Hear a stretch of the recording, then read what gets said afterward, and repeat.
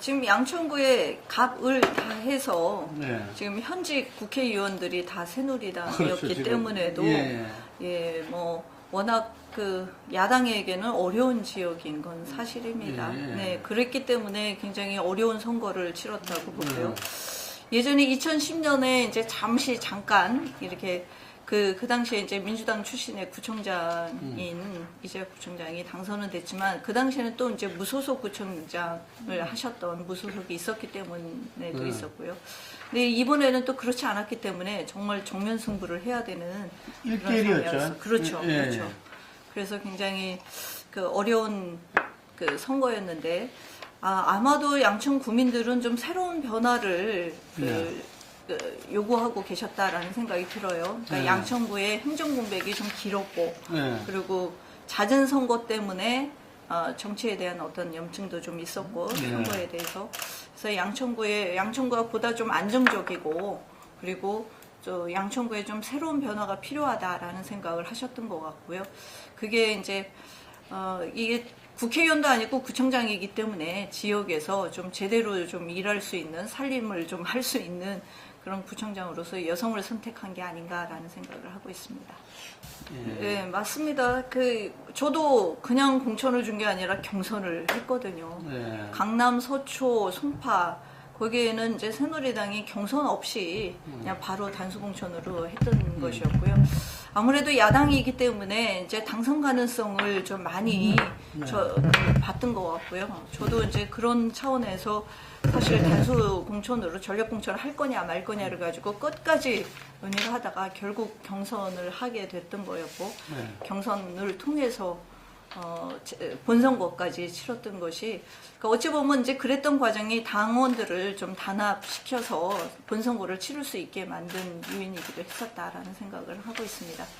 그리고 뭐 구청장으로 지금 일한 지는 4개월 지금 조금 넘었습니다. 네, 다행히도 양천 구민들이 많이 또 신뢰를 해주셔서, 그래서 지금까지는 그래도 무난하고 또 성공적으로 하고 있다고 자평을 하고 있습니다.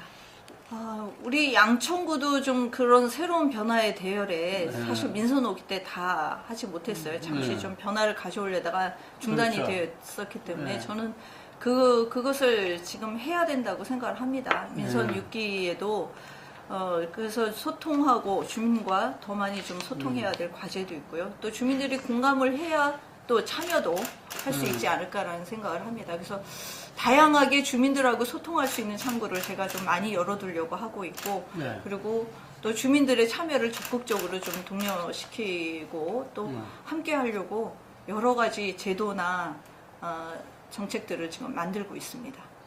이게 여성 리더십의 특징이 바로 소통하는 거하고 배려하는 거라고 생각을 합니다. 이제 그랬기 때문에 이제 제가 소통을 강조하는 것도 있고요. 또 주민자치의 핵심은 이제는 예전하고 좀 많이 변화했다고 생각을 해요. 주민들의 의식도 많이 변화했고 이렇기 때문에 이 참여를 하려면 실제로 주민들하고 많이 또 소통을 해야지 참여도 가능한 것이고요. 이 주민자치도 이제 점차 변화하면서 이제 민선 6기에 이르러서는 주민들하고 많이 만나고, 또 주민들이 또 주민들끼리도 소통이 또 중요하고요. 제가 막상 와서 보니까 주민들끼리 갈등도 굉장히 심한 부분들이 있더라고요. 그래서 그런 갈등을 조정하고 하는 역할들도 굉장히 중요하다라는 생각이 들었습니다. 양천구가 그동안에 이제 교육특구라고들 많이들 얘기를 하시죠. 근데 실제로 이제 교육에 대한 여러 가지 지표를 보면 강남, 서초 다음으로 보습학원이 가장 많은 곳이 양천입니다. 그러니까 실제로는 사교육 특구가 아닌가라는 생각이 들 정도로 사실 우리 엄마들이, 부모님들이 만들어낸 교육 특구다. 우리 여기 엄마들도 그런 이제 아우성을 하기도 하고 사교육비가 너무나 많이 든다. 그러니까 그 대표적인 실제로 지금 공교육의 문제점을 가장 많이 안고 있는 것이 양천구다라는 생각이 들고요. 그러니까 양천구하면 항상 이제 지역 균형 개발을 어떻게 할 거냐라고 하는데, 이게 신월동 지역과 목동 지역의 균형적인 개발은 여러 가지 지금의 뭐 제대로 건설을 하고 사업을 만들고 이런 것들도 있겠지만, 한편으로는 교육에 있어서 격차를 줄이는 것, 여기서부터 좀 시작을 해야 된다라고 생각을 합니다. 실제 교육특구다운 교육특구를 좀 만들어야 되겠다라는 생각을 하고 있어요. 양천에 실제로는 그러한 교육특구라는 미명하에 많이 투자되지 못한 부분들이 있습니다. 예를 들면 도서관 숫자도 지금 25개 자치구 중에서도 최하위권이고요. 학생들 학급당 학생 수, 그러니까 한 선생님이 아이들을 돌봐야 될 그런 학생 수도 25개 자치구 중에서 가장 많은 곳이 또 양천구이기도 하고요. 이제 그래서 실제로 그 보여지는 객관적인 교육에 있어서의 지표는 낮은 수준을 갖고 있는 게 지금 양천구다. 그래서 실제로 양천의 교육 환경을 좋게 하고, 그래서 아이들이 실제로 교육특구답게 그 교육적인 혜택을 부모님도 같이 받을 수 있도록 변화시켜내는 것, 이게 바로 지금 양천구의 과제가 아닌가 하는 생각을 합니다. 맞습니다. 그래서 굉장히 많이 힘들었고요. 이게 엄마들의 정보를 통해서 아이의 교육이 좌우된다고 하는데 거기서 소외됐었기 때문에 예. 그래서 굉장히 좀 우리 아이 같은 경우는 이제 별로 엄마를 잘못 둬서 혜택을 별로 못 받았죠. 예. 네, 이제 그런 피해라고 하기는 뭐하고, 어쨌든 양천구에 있는 목동에 있는 아이들이나 부모들 중에도 저와 같은 생각을 하시는 분들이 있을 겁니다. 많죠. 그러니까 예를 들면 지금 우리도 양천구도 지금 혁신 교육 우선지구를 신청을 하고 지금 공모 사업에 뛰어들려고 지금 여러 가지를 준비를 하고 있습니다. 그러니까 아까 말씀드린 대로 지금 혁신학교는 혁신학교이고 학교 중심으로 또 학교가 바뀌는 거고요. 혁신 교육 우선지구라고 해서 양천구가 좀 지정이 되면 여러 가지 교육 환경이 달라질 거라고 봅니다. 예를 들면 제가 지금 얘기하고 있는 마을 방과후 학교라고 해서 방과후 학교가 지금 그동안은 학교 중심으로만 되어 있던 것을 좀 지역사회를 끌어내서 그 사교육비를 좀 줄이면서 문예체 중심의 방과후 학교를 지역사회에서 할 수 있는 마을 방과후 학교라든지 또는 학교에 안심하고 보낼 수 있도록 그 등하교 길 또 지원할 수 있는 학교 안전 지원단 이런 것들을 좀 구성하는 것도 사실 학교하고 지역사회하고 함께 할 수 있는 일이거든요. 학부모들이 해야 될 일이기도 하고요. 그러니까 그런 것들을 좀 지역 공동체가 좀 같이 해야 될 일이기도 하고요. 그래서 여러 가지 이제 혁신 교육 우선지구 하면 아이들의 수업 문제라든가 또는 교육 환경을 좋게 하는 학교 개선 사업이라든지 이런 것들도 좀 지원할 수 있는 폭도 좀 넓어질 거라고 기대를 하고 있습니다. 자유학기제를 도입한 것을 좀 실제적으로 할 수 있게 하는 부분들도 있겠지만 사실 학기 중에라도 본인의 진로에 대해서 좀 고민하고 또 실제로 그런 영역에 가서 좀 일하고 있는 사람을 멘토를 만나는 거죠. 그래서 이런 멘토하고 좀 연결을 시켜서 하는 사업이기도 하고 또는 어떤 본인이 가고 싶어 하는 그런 길에 있는 그런 직업을 좀 체험도 할 수 있도록 연계해주는 이게 진로체험지원센터의 역할이라고 생각을 합니다. 그런 것들이 이제 학기 중에나 또는 방학 중은 이제 조금 더 길어질 거고요. 학기 중에는 이제 잠깐씩밖에 못하지만 어떤 그런 것들을 통해서 진로에 대해서 고민하는 것이 필요하죠. 근데 그거는 학생들만이 아니라 부모하고 같이 상담을 해야 된다고 생각합니다. 이게 부모님들이 다들 진학 중심에만 되어 있다 보니까 진학을 잘하면 진로도 다 열릴 거라고 생각하는데 실제로는 그렇지 않은 거잖아요. 실제로 양천구의 진학률을 보면 강남, 서초 다음으로 보습학원도 많고 진학을 위해서 그렇게 애를 쓰는데 실제로 그럼 진학률이 좋은가? 그 양천구의 진학률은 지금 25개 자치구 중에서 12위 정도밖에 안 되거든요. 중간 정도밖에 안 되는 거예요. 그래서 그런 것들을 보면 보다 전략적으로 진로를 탐색을 하면 그러면 진학의 문제도 저는 해결될 거라고 봅니다. 누구나 다 스카이를 갈 수는 없어요. 그러니까 실제로 그 스카이를 갈 수 있는 학생은 전체 학생들 중에서 1.2%밖에 안 된다는 거 아닙니까? 100명 중에 한 명도 2명이 채 안 되는 거예요. 근데 그걸 위해서 우리 목동에 있는 엄마들이 전부 다 사교육비를 그렇게 투자를 하고 있는 것은 문제가 있다고 보는 거죠. 지금 하고 있습니다. 현장구청장실이죠. 이동구청장실이라고나 현장구청장실에서 현장에 가는 거예요. 그래서 뭐 사실은 양천구청장으로 오는 민원들이 굉장히 많습니다. 인터넷으로도 뭐 하루에도 뭐 몇 건씩 되고요. 네. 또 저렇게 보이시는 네. 포스트잇을 통해서 제가 다 분류를 해놨는데 포스트잇 붙여놓고 가시는 분들도 있어요. 밑에 1층에다가 현관 입구에다가 저렇게 설치를 해놓는데 근데 저런 이제 민원들에 대해서 이제 바로바로 이게 소통이 돼야 되는데 이제 그런 문제들을 좀 해결하기 위해서 일주일에 한 번은 좀 현장에 가서 주민들하고 직접 민원도 좀 듣고 그렇다고 해서 금방 다 해결되는 거는 아니에요. 그 해결 대안들을 좀 같이 그 담당 부서의 공무원들 몇 분들 좀 같이 해서 가서 대안들이 있는지 또는 주민들이 또 직접 그 얘기를 해주세요. 이렇게 했으면 좋겠다. 어떻게 했으면 좋겠다. 근데 그게 법적으로 가능한지 또 반대 민원들도 없는지 좀 이런 것들도 얘기를 하죠. 그래서 좀 그 지금 4번째 요번 주 하면 5번째 되나요? 벌써 이제 한 달 조금 일주일에 한 번이니까 목요일마다 가고 있습니다. 네. 그래서 가면은 어쩔 때는 뭐 많게는 30명이 모여 계신 데도 있고 지난주에는 한 15명 정도 되나요? 한 10명 정도에서 15명 이렇게 모인 데도 있고 그렇게 해서 함께 좀 얘기를 하다 보면 소통을 하다 보면 안 되는 이유도 좀 설명을 해드려요. 여기는 이러이러한 문제 때문에 그런 민원을 여기까지밖에 못하고 나머지는 이렇게 할 수 있습니다. 지금 이런 것도 설명을 하면 주민들도 왜 안 되는지는 아시니까 또 이해를 하시기도 하고 또 되는 건 되는 대로 어떤 것들은 해드리겠다 이렇게 설명도 하고요. 굉장히 좋아하시는 것 같아요. 예. 이번 주에 예. 마지막 선고가 있습니다. 1심 예. 행정. 예. 지금 예상은 어떻게 하고 계십니까?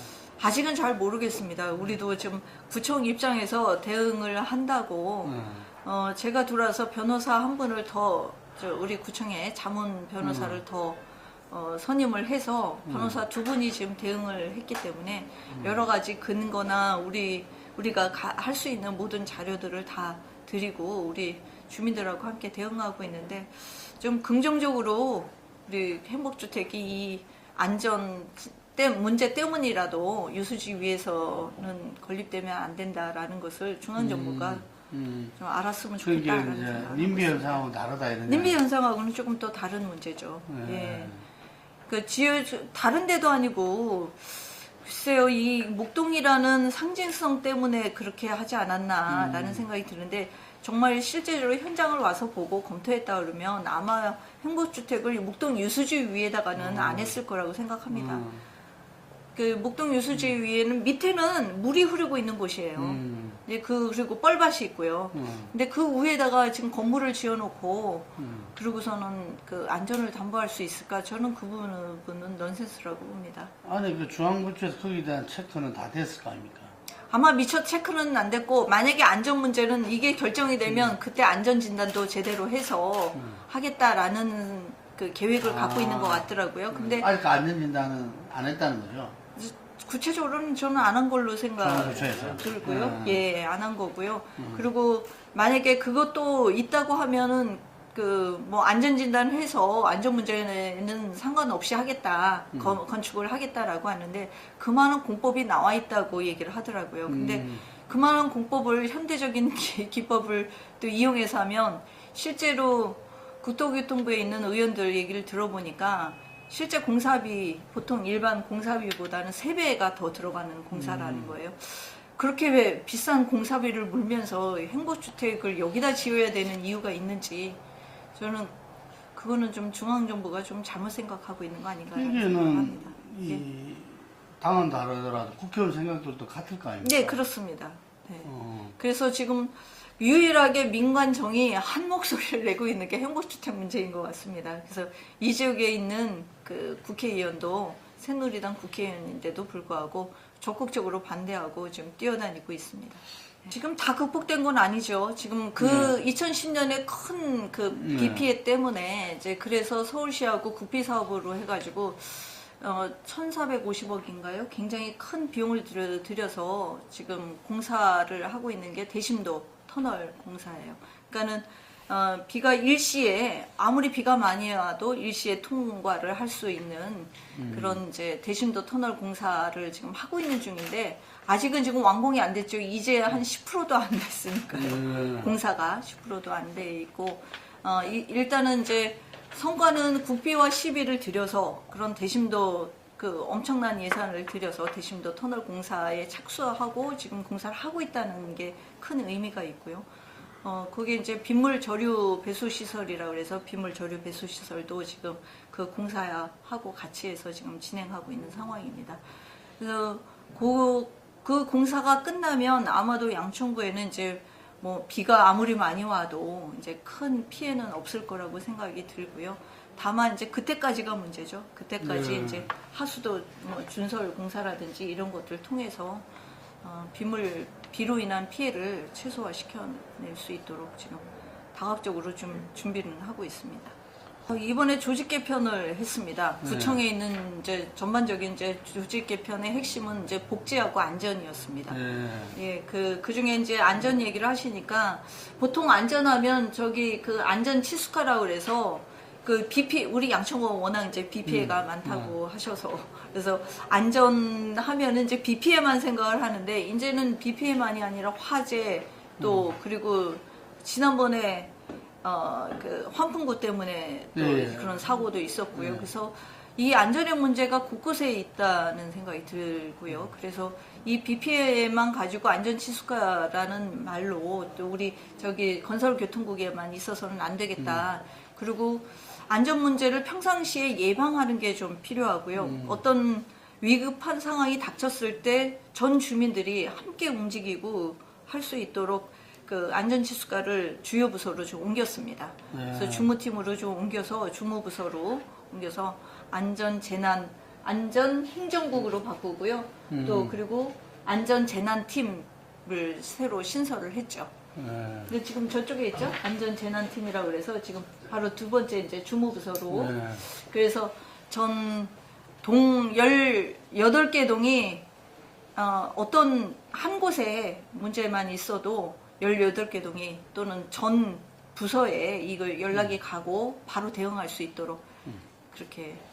얼마 전에 화재로 건물 하나가 탔어요. 그러니까 빌라죠. 그래서 8가구가 그 건물 자체가 그냥 몽땅 타버렸기 때문에 8가구가 그날 밤에 당장 갈 데가 없는 이제 그래서 긴급하게 저 안전재난팀과 그 안전행정국에서 이렇게 신속하게 좀 뒤처리를 해서 그분들이 바로 그날 밤에 그 거처할 수 있는 곳도 마련을 좀 해주고 좀 그리고 여러 복지 관련된 부서까지 함께해서 지금 후속 대책들을 지금 논의하고 있습니다. 복지 관련해서 지금 이제 전체적으로 무상 보육, 무상 급식 또 그리고 기초연금까지 이제 그렇게 하다 보니까 이게 중앙정부에서는 지금 공약은 하고 그렇지만 실제 돈의 집행은 이게 복지비를 분담해가지고 지자체는 떨어지는 대로 돈만 지출해야 되는 그런 상황이 돼버린 거예요. 그러니까 이게 분담이 뭐 무상보육 같은 경우에는 35%는 중앙정부가 나머지 32.5%씩은 서울시하고 구에서 부담을 해야 되는 상황이고요. 기초연금도 마찬가지입니다. 기초연금은 이제 그것 때문에 다 아우성을 치니까 15%를 줄여놨죠, 자치구에. 그렇다 하더라도 올해 7월부터 시작한 거잖아요. 갑자기 예산 편성을 하지 않은 게 이 구의 예산이라는 게 갑자기 나오지는 않는단 말이죠. 그래서 예산 편성이 안 된 상태에서 지금 기초연금은 7월부터 줘야 되는 그런 상황입니다. 그래서 지금 당장에 이제 그 자치구가 다 지금 복지 디폴트 선언을 해야 되는 게 이제 그런 데서 나오는 거고, 우리 같은 경우도 지금 30억 되는 돈이 기초연금으로 나가야 되는데, 지금 결국에는 어디서도 돈 나올 데가 없으면 예비비로 줘야 되는 상황이 지금 되어 있어요. 예, 올해는 지금 그렇게 되어 있고요. 지금 내년도 마찬가지 상황이 될 것 같습니다. 지금 이 기초연금도 지금 그렇고요. 무상보육도 지금 만약에 이것을 중앙정부에서는 못하고 서울시 결국 이제 서울시나 교육청으로 떨어질 텐데 교육청에서 이제 돈 가지고 있는 게 없다 그러면 또 이제 이게 결국 이제 지자체의 부담으로 또 나오게 되면 굉장히 힘들어질 상황일 것이다라는 것을 예측하게 되는 거죠. 이게는 무상급식은 뭐 무상급식은 무상급식은 어찌됐든 국민적인 합의가 있었다는 네. 거죠. 뭐 선거 과정을 음. 통해서 그래서 서울시장이 또 바뀌기도 네. 했고 네, 이렇기 때문에 뭐 무상급식도 이제 교육 부분에 있어서 많은 비중이 들어가는 것은 사실입니다.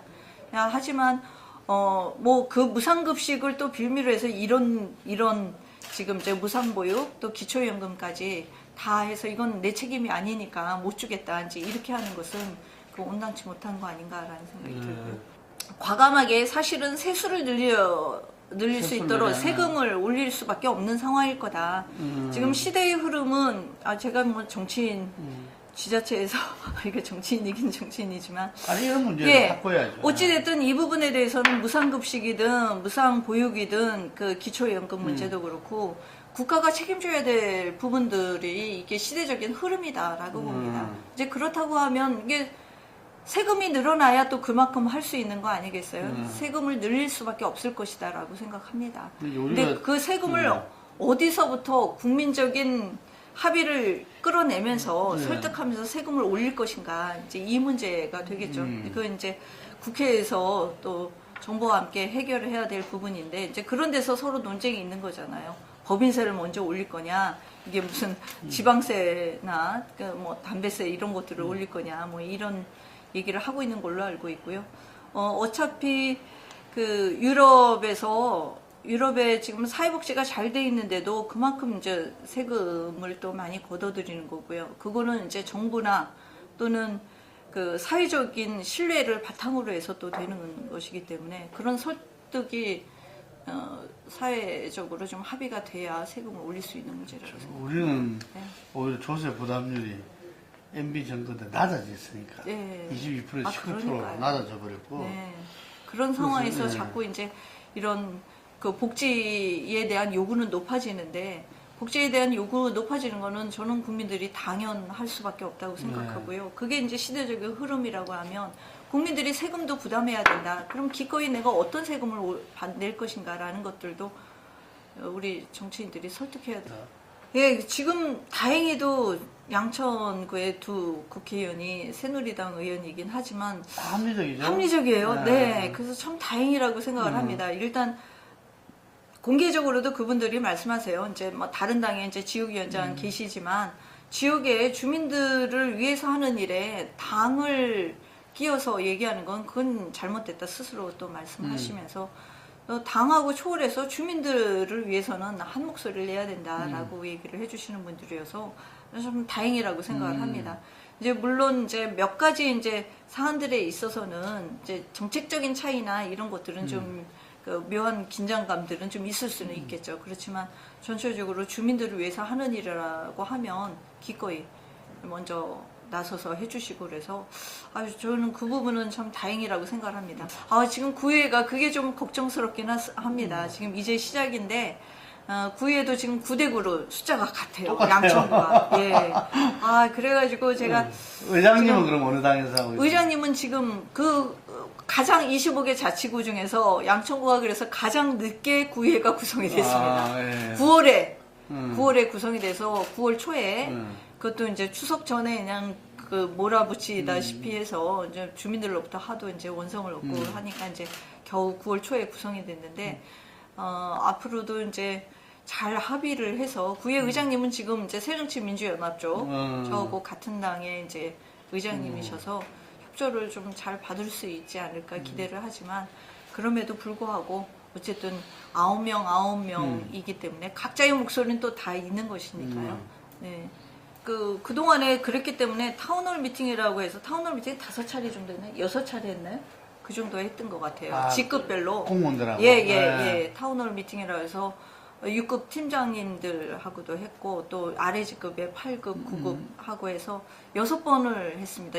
여성 여직원인 이제 공무원들하고도 별도로 또 미팅을 하고 나름대로 공무원들이 갖고 있는 고충이나 애로사항도 좀 많이 듣게 됐고요. 또 그런 가운데서 좀 그 공무원들이 우리 양천구에 1200명이에요. 1200명 중에서 여성 공무원들이 많다 보니까 72명 정도가 또 휴직을 해서 또 그로 인해서 또 그 힘든 공무원들의 고충도 듣게 되고, 그리고 직급별로 승진 문제에 대해서 공정한 인사에 대한 요구도 듣게 되고, 그래서 무엇보다도 많이 공무원들하고 소통을 하려고 노력을 네. 많이 했습니다. 처음에 와서 한 일이 그런 일들이에요. 예, 좀 그 인사제도 운영위원회를 만들기까지 정말 그 7급에서 9급까지 공무원들의 의사를 그때도 한 20명쯤 되는 것 같아요. 그것도 진짜 누구를 이렇게 일부러 찍어서가 아니라 랜덤으로 해가지고 네. 그렇게 하고 국장님들 다 들어가고 네. 또 이제 과장 팀장님급도 랜덤으로 해서 처음에 그렇게 구성해서 승진 문제나 뭐 여러 가지 정보 인사부터 해가지고 또 여러 가지 공무원들에 대한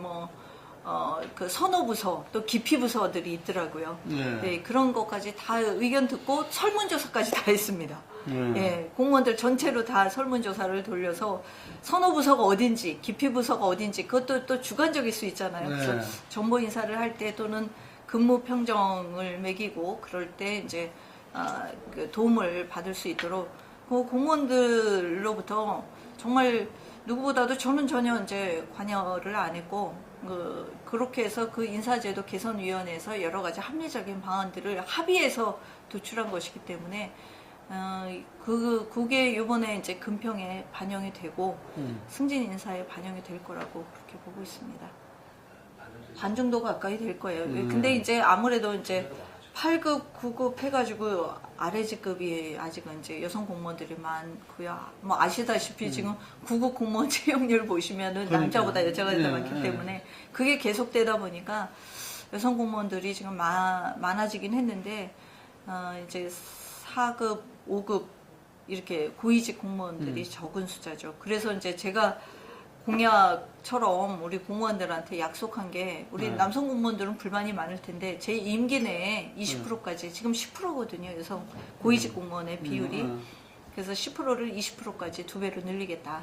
이제 그렇게 약속을 했지요. 근데 네, 그거는 그것도 굉장히 실제로 그게 다 조건이 완비돼야 그렇죠. 승진할 수 있는 거지. 네, 근무 평정을 받아야 그렇게 되는 거지. 네. 뭐 그냥 찍어서 할 수는 없죠. 네. 그래서 그게 이제 지금 한꺼번에는 다 안 될 거고 그래서 연차별로 이렇게 차츰차츰 늘려서 임기 내에 20%까지 올리겠다 이렇게 약속을 한 사안입니다. 예. 네, 그랬기 때문에 여성 공무원 팀장급 공무원들을 다 모았어요.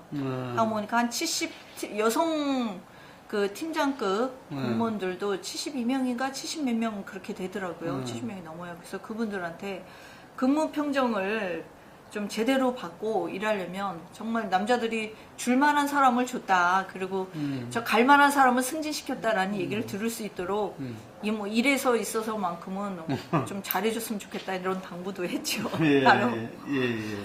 뭐 여성구청장 만났기 때문에 그냥 안 되는 거 그냥 줬다고 이렇게 그런 얘기 들으면 안 될 것 같더라고요. 그렇죠. 예. 이제 복지비 분담 때문에 점차적으로 다른 자치구도 지금 전반적으로 재정 자료가 그래서 낮고 낮을 수밖에 없는 상황이지요. 전반적으로 다 같이 지금 하향 평준화되어 가고 있습니다. 이거 뭐 개선할 수 있는 뭐 특별한 대책은? 네, 뭐 특별한 대책은 뭐 지금 중앙정부에서 복지비 분담을 좀 줄여주는 거, 뭐 이런 거 하고 양천구에 좀 세수입을 늘리기 위해서 지금 이제 구의원들하고도 그렇고 지금 많이 좀 논의를 하고 있습니다. 그래서 물론 공공시설이 더 많이 늘어나고 하는 거는 좋을지 모르겠지만 지금 양천구의 세수입 확대를 위해서도 양천구 전체 상황을 좀 보면서 일부의 우리 구유지를 좀 세수입을 늘릴 수 있는 시설로 좀 전환을 시키려고 계획을 하고 있습니다. 그래서 구 테니스장 부지도 지금 한 10년째 지금 그냥 주차장 부지로만 쓰고 있는데 우리가 좀 투자를 더 해서라도 제대로 체육시설을 거기가 체육부지거든요. 체육시설을 좀 제대로 지어서 거기에서 좀 세수입으로 들어올 수 있는 구조를 좀 만들자. 그런 계획도 좀 갖고 있고요.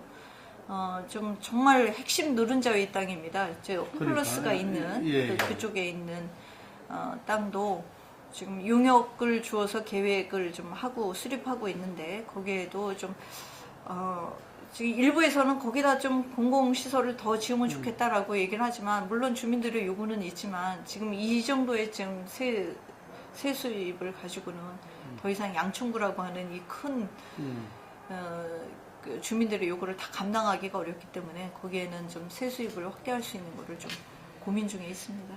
사실 근본적으로 바꾸기는 쉽지 않은 지역입니다. 이제 신월동 지역이 낙후되어 있는 이유는 항공기 소음 피해 지역이기 때문에 그렇습니다. 이제 뭐 고도 제한도 있고요.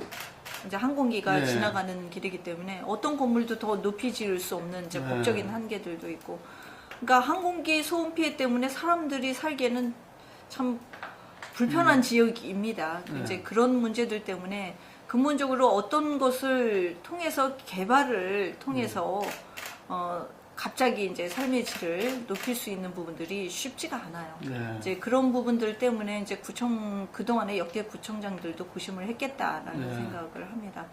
그래서 무엇을 새로 개발하고 뭐 건물을 지어서 보기 좋게 하는 이제 그런 개발을 하기에는 근본적인 한계가 있다라는 생각이 들고요. 보다 이제 제가 아까 얘기했던 이제 교육이라든지 복지적인 혜택이라든지 항공기 소음 피해를 주민들한테 좀 제대로 좀 돌려줄 수 있는 시설들을 좀 공공재에서 찾을 수 있도록 하는 그런 방법밖에 없겠다라는 말씀을 좀 드리고 있습니다. 우리 주민들한테 양해도 구하고 있고요. 그런 차원에서 신월동 지역을 가고 싶은 지역으로 좀 만들어야 되겠다는 생각을 하고 있습니다. 민선 6개의 과제는 저는 그 여러 가지 중점 사업도 있겠지만 교육과 복지와 그 다음에 사회적 경제를 통한 일자리를 좀 만들어내겠다라는 겁니다. 그래서 교육은 처음에 말씀드린 대로 정말 명실상부한 교육특구답게 교육의 질을 높이고, 또 그게 목동만의 교육이 아니라 신월동, 신정동이 함께 가는 교육으로 아이와 엄마가 좀 행복한 교육특구를 만들어 나가겠다라는 비전을 좀 갖고 있고요.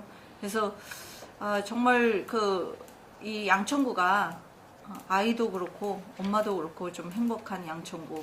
그 다음에 복지에 있어서는 목동도 그렇고 신월동, 신정동에 복지적인 혜택이 골고루 가서 정말 그 송파구의 세모녀 자살 사건 같은 것들은 양천구에 없도록 세세한 그 복지 사각지대를 해소하는 그런 엄마다운 꼼꼼한 복지 대책들을 좀 만들어내겠다는 말씀을 좀 드립니다. 이제 그걸 위해서 조직 개편도 해서 동사무소 조직을 지금 동해 조직들을 다 복지 중심으로 지금 개편하고 있습니다. 자치센터? 네, 주민자치센터도 그렇고요. 그리고 이제 실제적으로 현장도 방문하고 그럴 수 있도록 방문복지팀도 지금 신설을 해놨거든요. 그래서 지금 몇 개, 4개 동에서 지금 시범적으로 지금 11월, 12월 하고 있고요. 내년도에는 전동으로 좀 확대할 계획들을 좀 갖고 있습니다. 예. 일자리 부분은? 일자리 부분은 사실 지금의 일자리를 늘리는 것은 자본주의 경제화에서 굉장히 힘든 부분입니다. 무엇을 개발해서 하기는 어려운 지경에 와 있다. 그래서 이게 지금 협동의 경제학을 통해서 할 수밖에 없다라는 거고요. 그게 사회적 경제를 통해서 요즘 많이들 관심을 갖고 있습니다. 사회적 경제 조직이라고 하면 뭐 협동조합, 사회적 기업, 마을 기업 이런 것들을 좀 활성화시키기 위해서 정부도 그렇고 지자체에서도 굉장히 많이 관심을 갖고 활성화시키기 위해서 노력을 하고 있는데, 그런 부분에 양천구가 사실은 조금 뒤늦은 감이 있습니다. 지난 민선 5기에 제대로 하지 못해서 지금 그 부분에 대해서 많이 좀 직원들이 오늘도 교육을 받고 있고요. 사회적 경제 직원 교육 오늘 지금쯤 끝났을 것 같아요. 직원 교육도 하고 있고 포럼도 하면서 직원들과 주민들한테도 좀 많이 알리고, 이런 협동조합은 5명만 있어도 협동조합을 구성할 수 있다라는 것들을 통해서 우리 일자리를 그런 것들을 통해서 늘려나가는 방법들을 좀 고민하고 있습니다. 양천구민 여러분 반갑습니다. 민선 6기 지금 4개월이 지났습니다. 소통, 공감, 참여를 통해서 다 함께 행복한 양천을 만들기 위해서 뛰고 있습니다. 주민들이 많이 믿어주시고 또 신뢰해 주셔서 여기까지 왔다고 생각합니다. 이제부터 새로운 시작입니다. 새로운 변화를 위해서 1200명 공무원과 함께 열심히 뛰겠습니다. 우리 주민들이 조금 기다려 주시고 믿고 함께 해주시면 새로운 변화가 민선 6기에 시작될 거라고 생각합니다. 고맙습니다.